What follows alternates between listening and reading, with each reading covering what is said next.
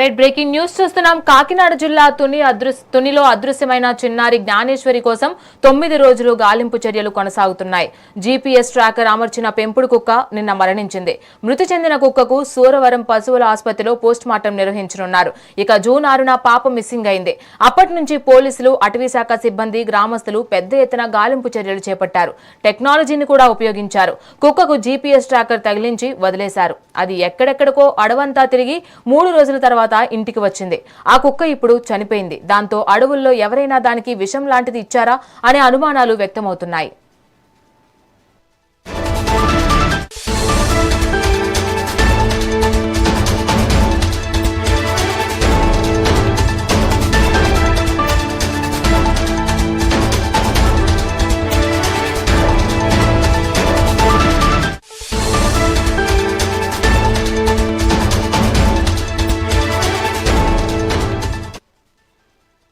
కాకినాడ జిల్లా తునిలో అదృశ్యమైన చిన్నారి జ్ఞానేశ్వరి కోసం 9వ రోజు గాలింపు చర్యలు కొనసాగుతున్నాయి.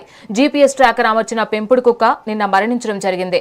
మృతి చెందిన కుక్కకు సూరవరం పశువుల ఆసుపత్రిలో పోస్టుమార్టం నిర్వహించనున్నారు. ఇక జూన్ 6న పాప మిస్సింగ్ అయింది. అప్పటి నుంచి పోలీసులు, అటవీశాఖ సిబ్బంది, గ్రామస్తులు పెద్ద ఎత్తున గాలింపు చర్యలు చేపట్టారు.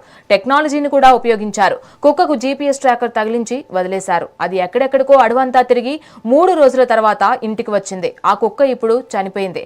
దాంతో అడవుల్లో ఎవరైనా దానికి విషం లాంటిది ఇచ్చారా అనే అనుమానాలు వ్యక్తమవుతున్నాయి. కానీ పాప ఆచూకీ మాత్రం ఇంకా తెలియాల్సి ఉంది.